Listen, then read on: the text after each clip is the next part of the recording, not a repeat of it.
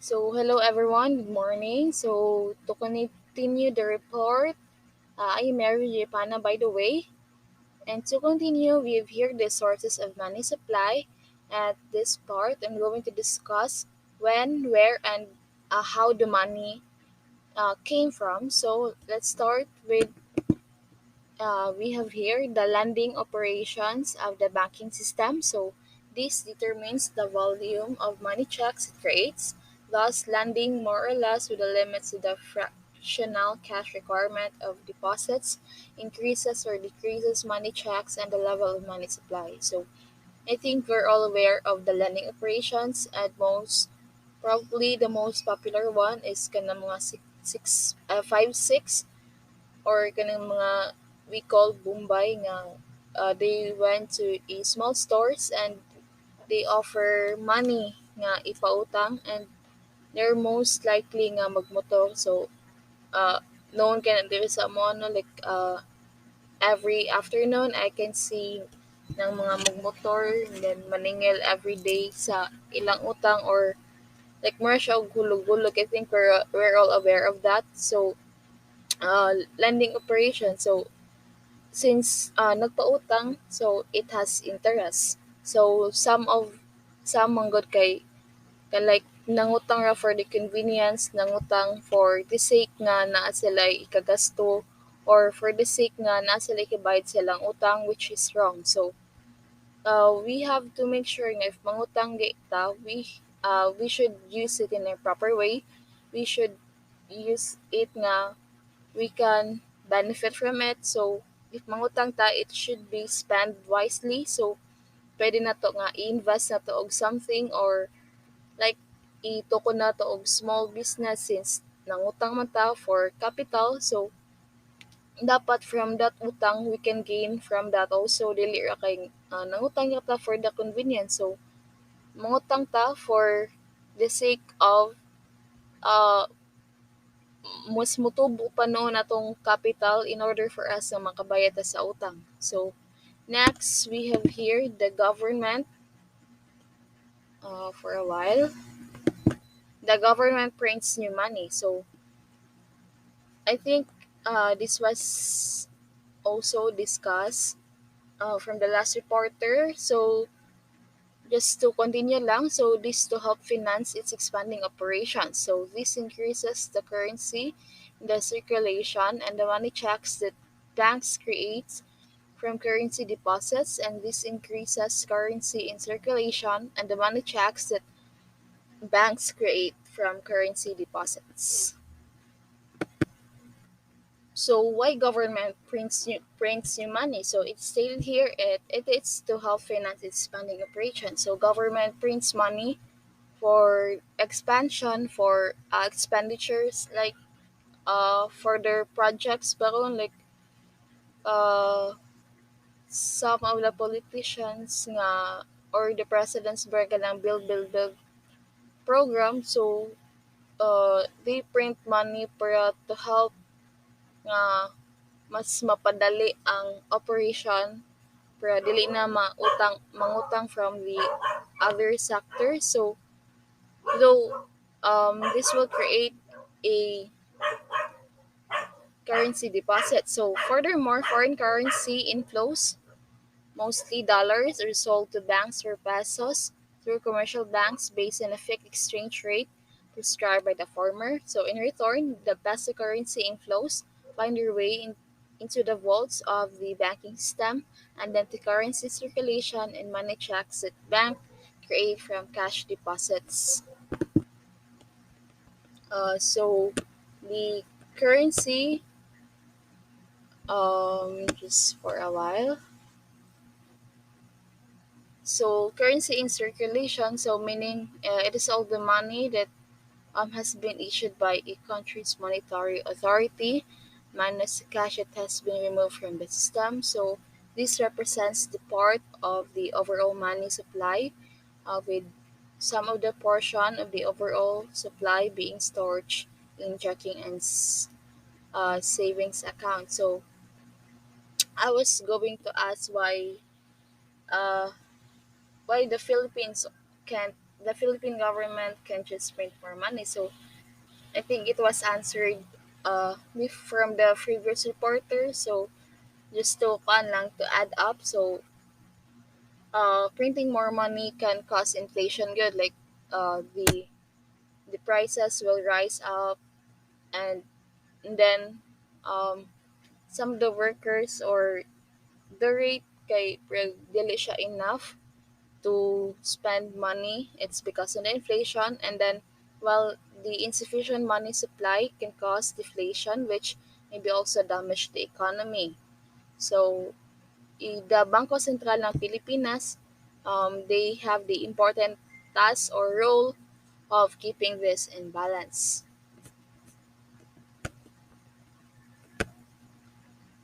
So when we say foreign currency inflows, so by definition, foreign currency is the currency used by a foreign country as it recognize a form of monetary exchange. So this particular currency is the only form of exchange that applicable government allows to be used for buying and selling within its borders. So uh, I think also nga the inflow and outflow of foreign exchange has been discussed before. So just for kuan lang, to recall, so the inflow or outflow of foreign capital in and out of the economy. So man sila ang mga major aspect of globalization. So at the same time lang pod kay these inflows and outflows significantly affect the appreciation and depreciation of country's currency as foreign exchange reserves as directly affected. So and next is the net effect of foreign currency and inflow. So it changes the level of money, and the level increases when inflows exceeds outflow, while the opposite is true when outflows exceed inflow. So when we say uh, cash flow, cash inflow. So, man siya ang money that is going into a business, which it could be from sales or investments or financing. So, of course, ang opposite is the cash outflow, which is the money leaving the business. So, these are the money nga, uh, it is the money nga, like, pagawas sa business. So, when we say a positive cash flow, so man siya that the cash inflow is higher than cash outflow. So, you can invest in your business when you have a positive cash flow. So, we have also here what happens when outflow is more than inflow. So, if the inflow is greater than the outflow or the net inflow is positive, the stock will be rising, as well as if the inflow is less than the outflow, the net inflow is negative and the stock will be failing. Next, uh, we have here taxes. So also changes the level of money supply as leakage from the circular flow and foregone consumptions and savings which are otherwise part of the currency in circulation and reserves which enables banks to create money checks. Thus the increase in taxes decreases money supply. The opposite is true with a decrease in tax revenue. However, taxes that become leakages at all if channeled back to the circulation in the form of government spending. So I think some of us like dili pa kayo makarelate what tax is since like gamay pa ang nag-work from here. So before maglibog jud ko like what is tax, pakaasa man ni, and um as time goes by nga like magkadako ta we understand what taxes is. So taxes money siya ang mga money nga gi-pay for example sa ako karon kay like I am a working student naman no, so sa among company is if ever maabot og 10,000 ang imuhang pay, so of course tatasan nila for the tax. So how will be the tax, saan paggamit sa tax? So tax or the money nga is-spend sa government for their projects also like kanang mga road, mga infrastructures or mga building nga makahelp sa mga tao. And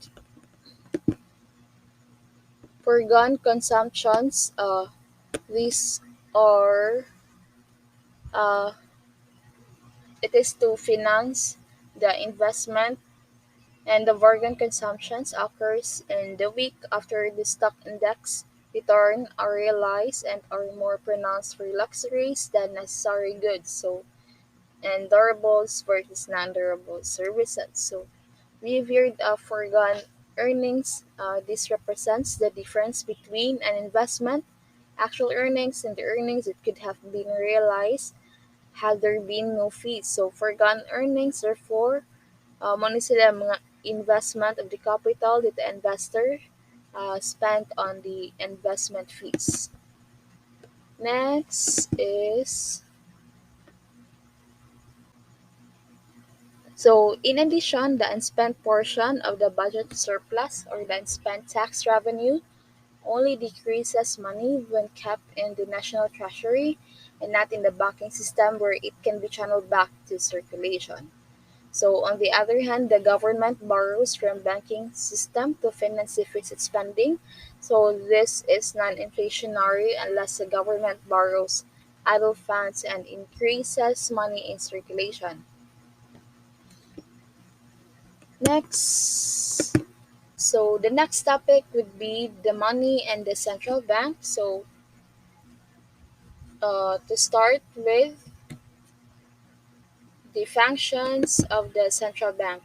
So it is the responsibility of the Bangko Sentral ng Pilipinas to administer the monetary, banking, and credit system of the Republic as embodied in the Section 2 articles of the Amended Republic Act of 2656. So this responsibility is exercised to achieve the monetary objectives in consonance with the overall economic policies the government. So these objectives are follows.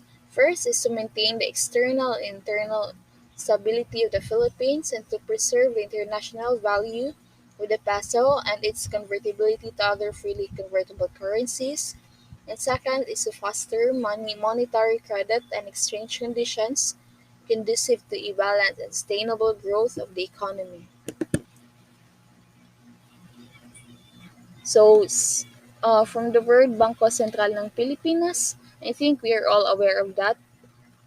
If what is that is, so the Bangko Sentral ng Pilipinas, they are in charge of making balances of everything in terms of money here in the Philippines.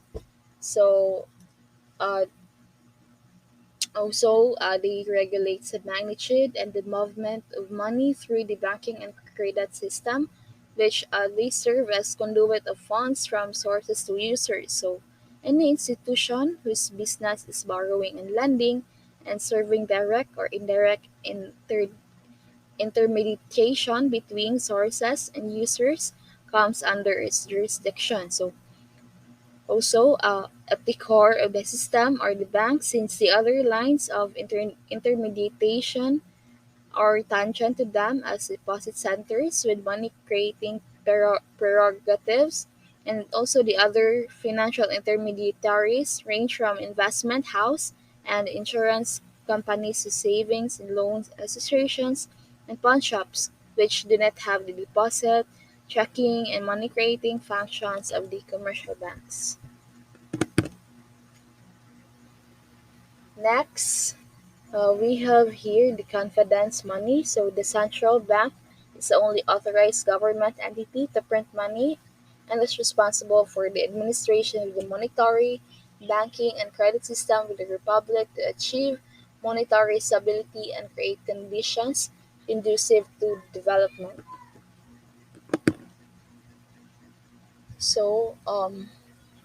As such, it preserves the confidence of the people in money as a thing of value and an essential institution of the economic system. So, once the trust is broken, money ceases the functions that it should be.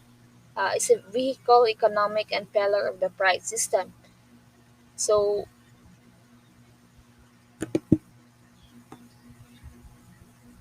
what are the some instances of monetary mismanagement by monetary authorities? It can cause people to lose confidence in the money. So, what are the probable effects? So, we have here examples in the next slide.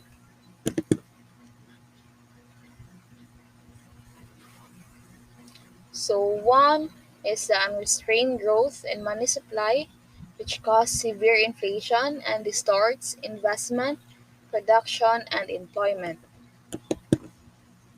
So, in this case, money tends to lose value, and people prefer to tie up money to rapidly appreciating but non productive assets in real forms, just like jewelries and other land. So, holding and instead, even to interest earning money, simply allows inflation to erode its value. So, as a result, less money is made available for investment, production, and employment to acquire non productive assets. Thus, less production supports consumption spending. So, however, total income may even decline with the workings of the banking system.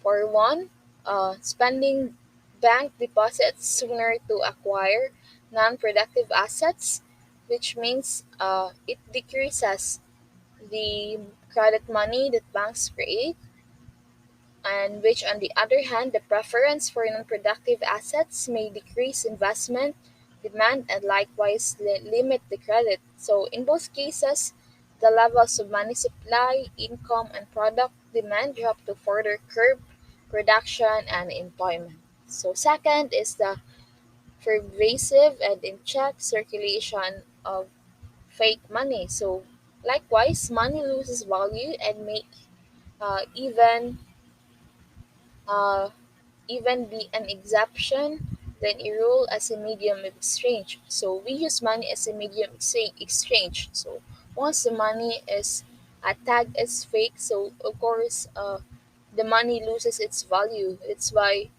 if nakabalita mo, there are some uh, arrests. It's because they are printing fake money in which maka-affect siya sa economy in which there are some nga dili kayo maka-identify which is fake or real nga money. So, di ba mo gyud ba na atong medium of exchange to buy goods or services? So, in addition, the color currency, which is the country's principal foreign currency, may even be used directly as another medium of exchange. However, the process of shifting to uh, alternative system may cause serious dislocations to production and employment, and the system itself may hinder the free flow of economic activities and products, considering that money is a liquid instrument of exchange, and the possibility of resorting to this system is so remote once people lose confidence in money. And the monetary economy took off where the barter economy left off and the grounding the former may leave the latter to be desired.